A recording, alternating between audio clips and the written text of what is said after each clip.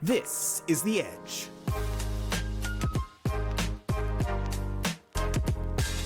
Hosted by award-winning golf broadcaster Scott Walker. With Andy Walker, a four-time national champion and the head golf coach at Eastern Michigan. And now, Scott Walker. Ladies and gentlemen, this is The Edge. My name is Scott Walker. That is my brother from another, Andy Walker. This is an emergency podcast because I felt the need to get into J.J. Spaun's head right now. If I were J.J. Spaun, I would be using the words of another Los Angeles artist, and I would say, if you need a U.S. Open champion, you need the fool with the biggest nuts. And guess what? He is I, and I am him. Spaun with the tilted brim.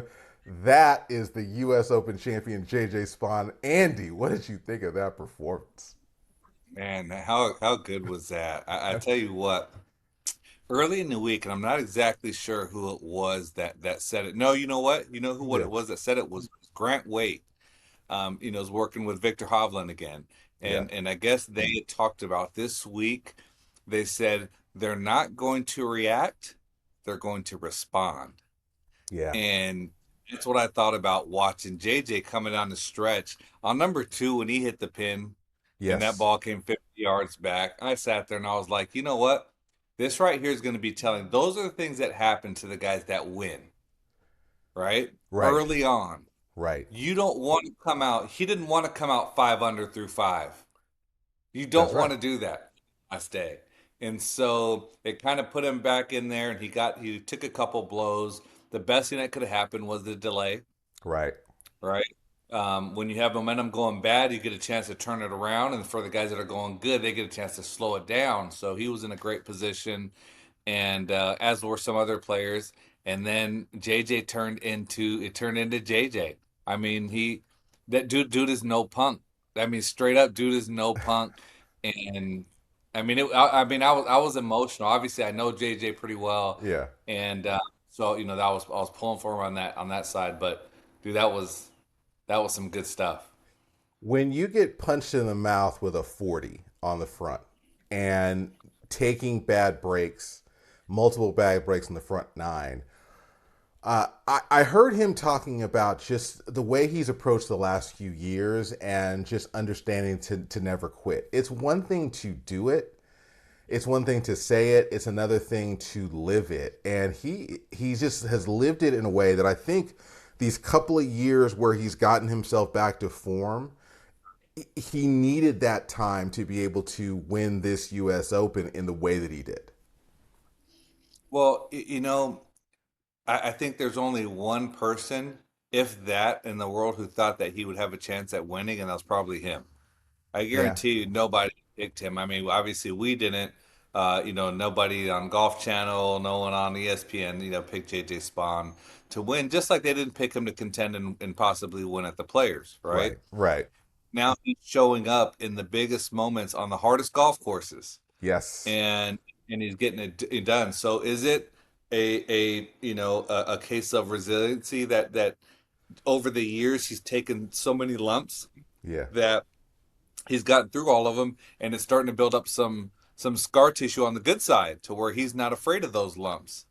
And I tell you, more than anything was in the playoff against Rory, he looked like he was overmatched. It looked like he knew he was overmatched a little bit, even though he wanted to go out and win. Right. He looked like he would hoped to win. Coming down the stretch, I mean, 17 drive was incredible. Oh. The shot on 16 was no punk. Yeah, you're right. I mean, 24, and he takes it right at it, with a good number in 2 putts.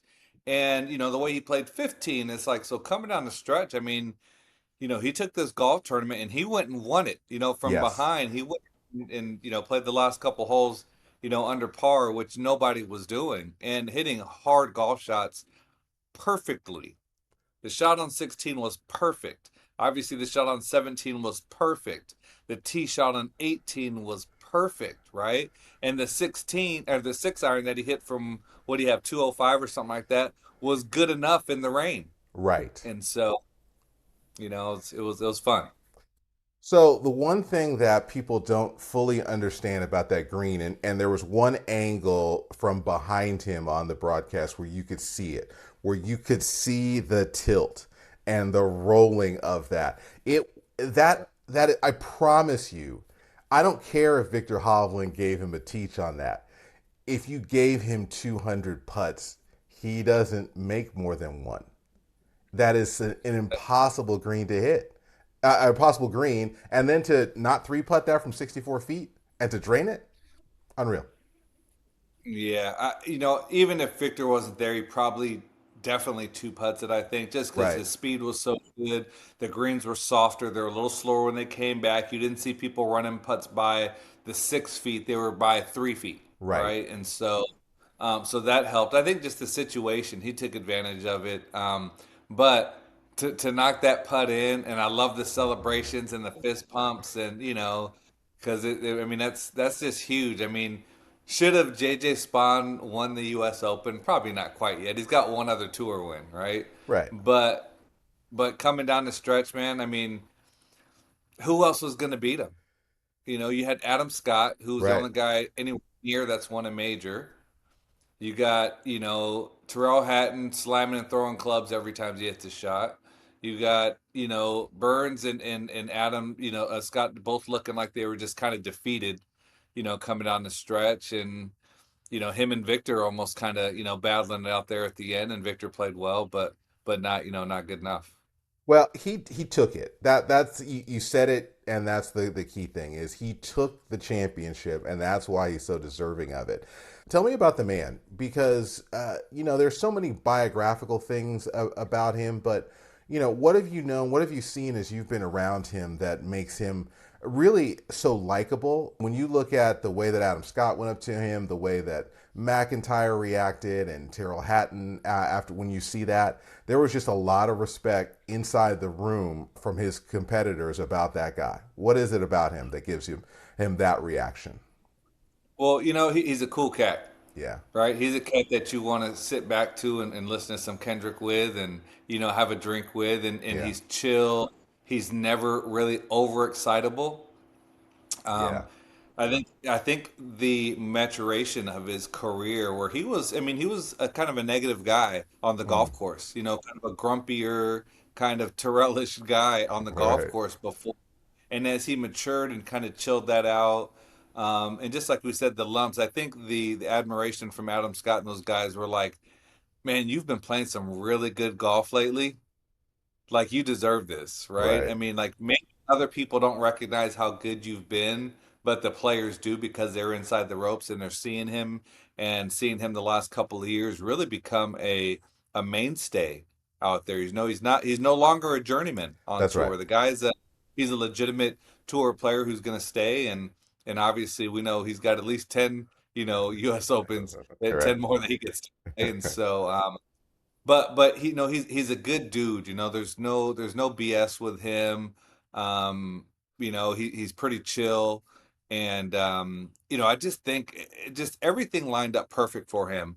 I think the weather was such a key instrument in him playing and winning because you're worried about survival. You're not thinking about the situation. Right. If you go into that back nine with the lead or close to the lead, you're thinking the whole time about the effects of winning a US Open. And if it's firm and fast and you got to hit these shots. But I think when it's that wet, you're thinking about getting through that shot the best way possible. And you don't have time to think about the situation. And I'm not sure if people really think about that so much. Like in that situation, you kind of want some inclement weather because if it's perfect and everybody's Hmm. firing at the pins and playing well, the only thing you're worried about is your game in that leaderboard, right? And Right. this, you're Right. worried about dry and hold the umbrella and making sure that your caddy has it and you're hitting shots before, the grips get wet and everything that goes on. So, it was just great to see all the things add up and I mean, dude, I was emotional watching that putt Yeah. on 18. I was like, let's knock these two down. I want him to make Yep. the putt.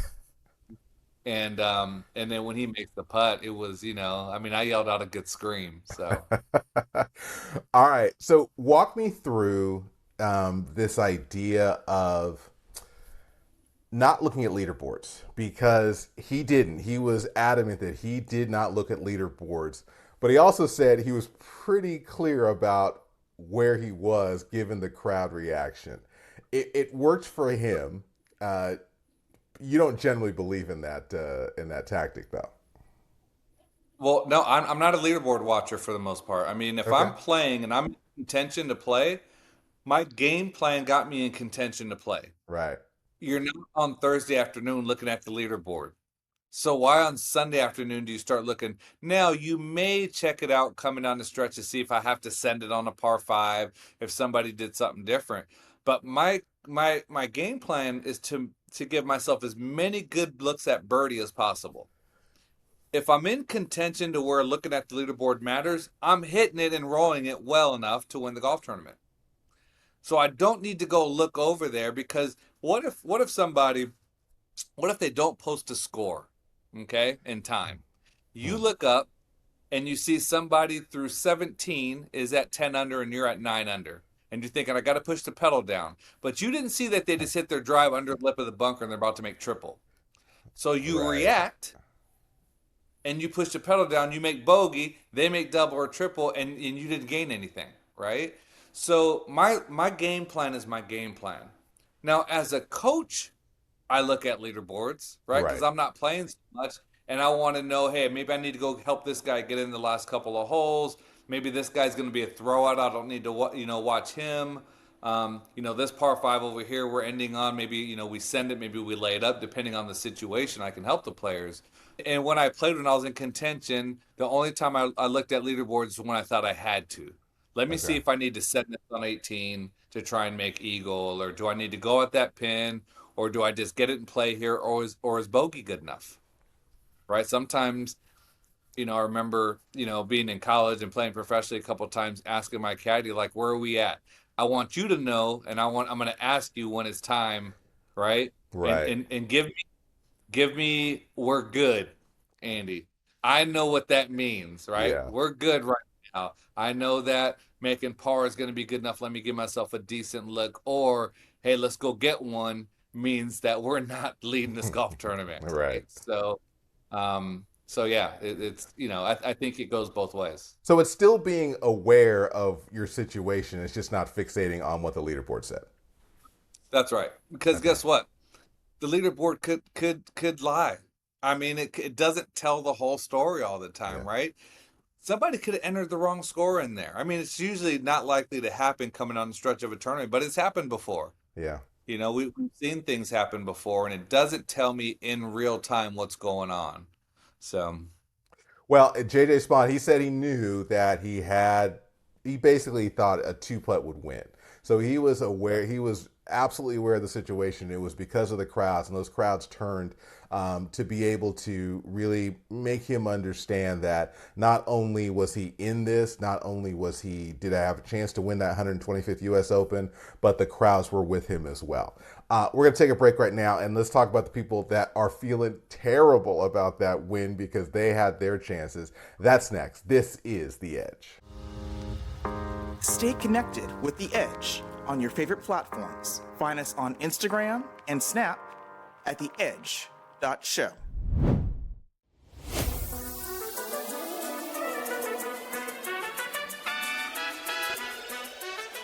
All right, so J.J. Spaun is the winner of the U.S. Open, but so many people had a chance. At one time, it was 5 players after the rain delay that had a share of the lead. 2 of them were in the final group, Andy and Adam Scott and Sam Burns. And both of them struggled with the conditions and the weather. Adam Scott talking about that it was borderline unplayable. And yet we saw these great shots that were hit by J.J. Spaun. So why is it that one side thinks that you can go ahead and win a championship, and that final group, both of them felt that the golf course was unplayable and it seemed to affect their play? well, when I played, being from Phoenix, everyone thinks that people in Phoenix and California grow up in a dome and people from Florida, and we play in no wind and conditions. But it seems like the best players under bad conditions are from Arizona and California and Florida and those places, Yeah, right? right. And so, with that being said, um, you have to look at being a good ball striker. I always wanted the conditions to get worse, right? And I would think that they would really play into Adam Scott's game, when the conditions got bad. But there's two ways you can look at it. You can look at weather as an excuse to play poor. You can look at it as an excuse to play well. And we were looking at this is where so many nuances coming down the stretch of a tournament. Sam Burns was really mad that he didn't get a drop, Yeah, right, from what is casual water. right. That's a touchy one. I Sure. always so he said he didn't get to control his ball, the officials get to control that. I don't believe that. In Okay. this game, you control your ball. The officials are there to help, right? But the officials do not tell me what I'm going to do or not do. Right. No, no, no. You don't. Your opinion matters, and we can talk about it and discuss it. And I get a second opinion, but that's not going to be it. If I know this is casual water, someone who's never played golf before can't tell me it's not. Someone who's never been in a tournament like that can't tell me that it's not because they wear a badge on their shirt, right? So the thing is, it's like, but you understand that the officials have to be there and they have to, give an okay, but it's really not your opinion on, it's either casual water or it's not. If he's sitting there and he said this is casual water, it's casual water. I mean, Sam Burns isn't going to cheat in that instance, Right. right? Right. And I think he let those things kind of get to him. It wasn't borderline unplayable. I mean, Right. the fairways were bigger. You just hit poorer shots. The greens were softer and slower. You just didn't hit the correct shots in there, and that was a thing. And it's sometimes hard to say, hey, you know what? I choked coming down the stretch, right? That's a hard thing to do, is sometimes point the finger at yourselves and said, I messed up. And so it's easier to blame, Mother Nature than Right. call yourself Right. a mother, right? So it's Right. so, but you saw that, the people that didn't get affected, McIntyre coming down the stretch, he looked like he was trying to win that golf tournament He coming sure down the did. tournament. He sure And did. He so was was Victor. impressive. That's right. And Victor Hovland was trying to win that golf. They weren't allowing the elements to dictate their attitude, really. And that's where you hear kind of the sayings, don't let your attitude determine your altitude, Hmm. right? Well, you saw the people with the negative reactions, how they finished, coming down, the shaking of the heads, the looking up, the hands in the head, all these little different things, right? You're looking for a reason or excuse right now instead of looking inside. What's interesting is Oakmont is like an MMA fighter, right? Oakmont's trying to make you submit.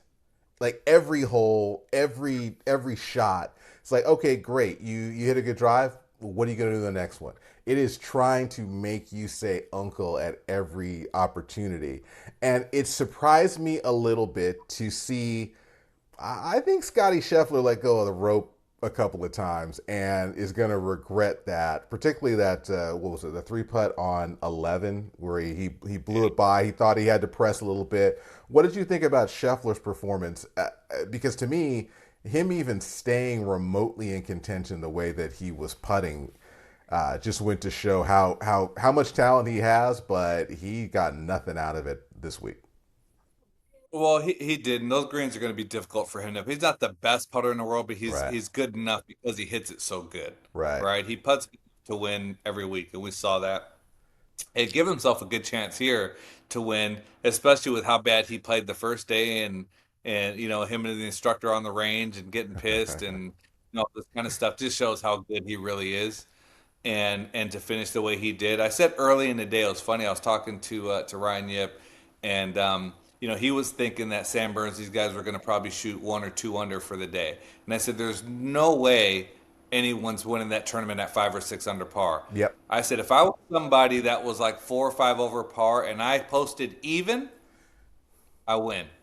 If Yeah. somebody posts even or one under early, and these people for the last hour to 2 hours have to see that, nobody wins that golf tournament, that was in the last 4 or 5 groups, or even has a chance, to be honest. Yes. The thing is, nobody posted anything good, so these guys could go out and play, and not have to worry about that. So, I told him early, I was like, I would post even par and then sit there all day and then warm up a couple times to get ready. But just like you said, I mean, you're going to get beat up on that golf course.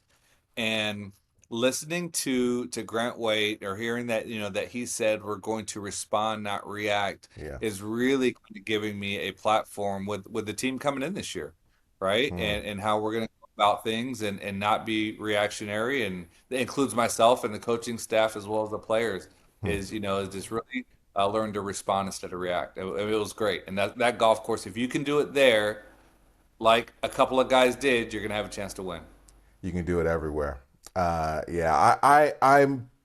just think that Oakmont it's the best test of character, and we talked about it being an X-ray machine, and it was. And you saw a guy with great character and I don't think you can underestimate the skill when you step up with driver and you just hit that beautiful cut into 17 with. Ooh. I mean, I don't know if he had fear or not, but he sure didn't show it.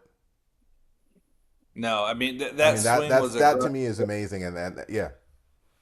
There was no hold on in that move. There was it was I'm gonna go hit this shot right now, and he pounded it. I mean he pounded it right at it. A perfect little cut in there.